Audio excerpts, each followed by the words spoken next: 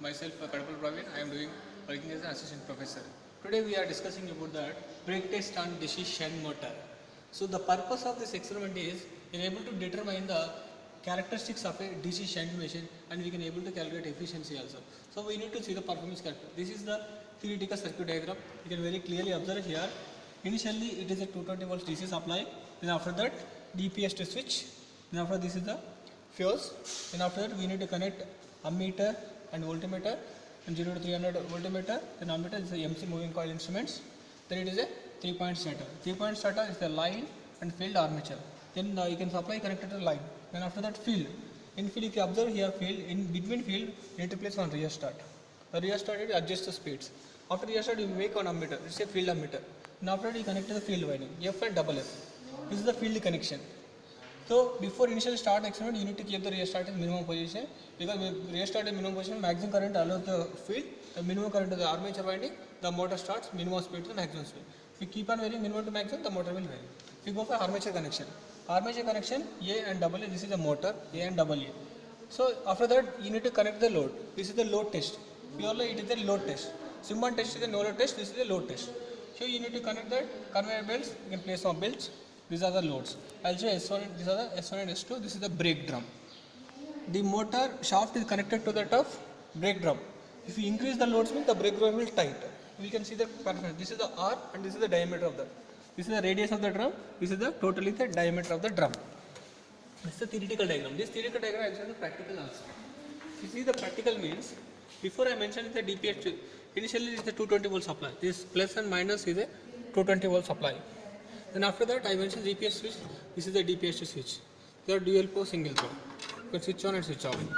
After that I connected an ammeter and voltmeter. This is the ammeter and this is the voltmeter. This is the field ammeter.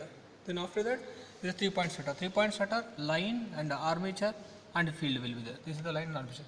Then line, field. Then line you connect. After that you need to connect a field connection. This F and double F. This is the A and double A connections. After that you need to connect. This is the entire connection still embedded with the motors. The motor will be in back side. You want to observe here, the motor will be there. As if it is this is the S and S2 or the slip rings. You observe here. These are before I didn't apply any loads. The loads will be open here. It's a breakdown. It's a freely moving breakdown. So I didn't apply the load. If you observe here S1 and S2, it's a 0 and 0. That point you should remember. Initially we are starting with a no load. Then you go for working procedure. The working procedure of which first you need to switch on the DPS switch. Practically I am telling you, you can switch on the DPS switch. Then after switch on the DPS switch,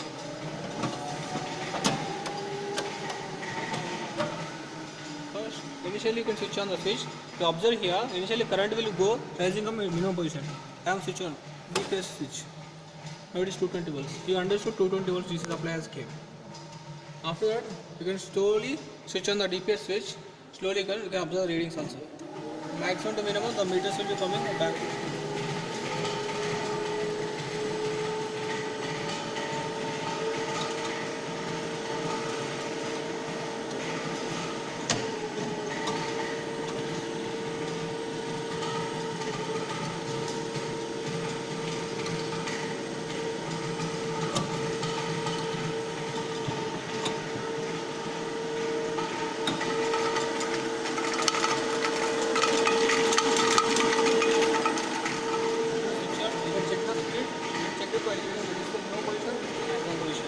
After you have to go for the calculation, then you can measure the speed of that. This is the ammeter multimeter.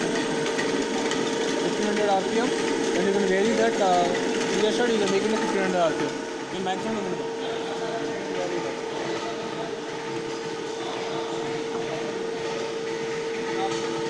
Whenever reaching is 1500 RPM, so I didn't apply the no load. It's a no load. Then it's the load out test means you can observe the readings is 220 volts here. The load current is 2.5 and field current is 0.9. So these values you should not take into consideration, because here we require two values. One is voltmeter reading. According to the load you need to observe the line current. These two currents, increasing the loads, you need to observe the speed. These are all the characteristics. Because in the no load you can apply the load. By tightening the switch you can apply the current.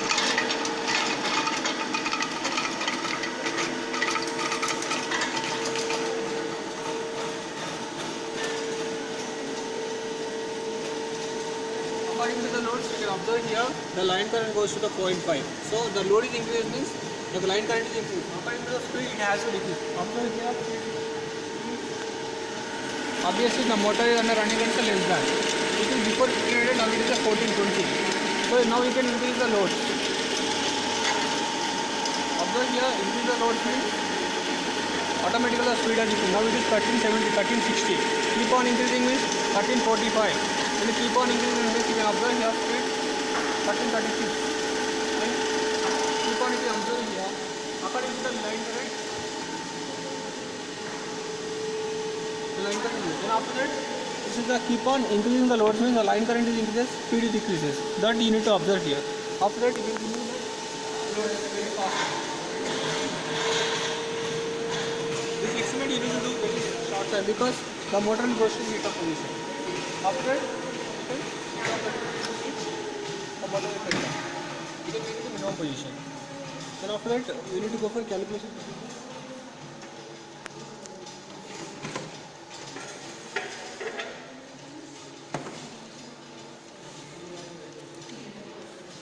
Coming to the calculation, just now we are taking the load values and voltage value, then S1 and S2 readings. You need to observe here spring balance S1 and S2. After W1, W2, you need to do that. Then torque speed you need to observe in every case. Then after that torque, WRG, the formula. Then after that P is equal to 2 pi NT by 60.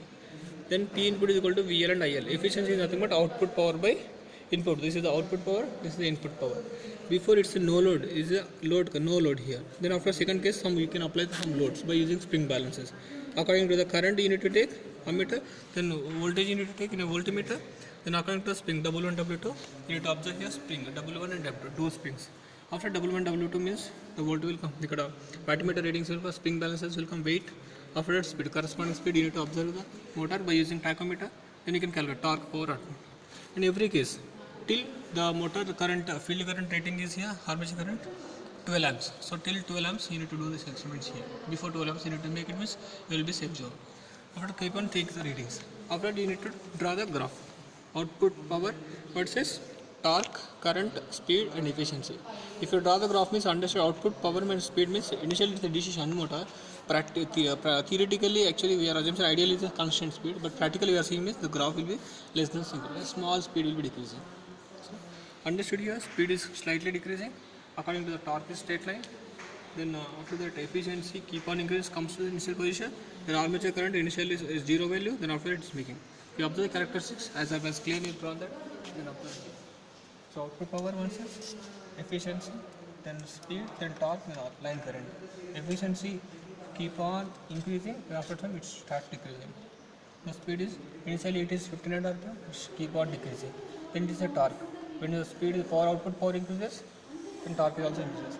The line current also decreases. This is the performance characteristics we are calculated by using that this brake test and DC motor. Practically we are applying the loads. So this is the aim of this experiment. Okay, thank you for watching the video. If you want any queries, contact my mail ID. My mail ID is Praveen Kumar 1691 @gmail.com. Thank you.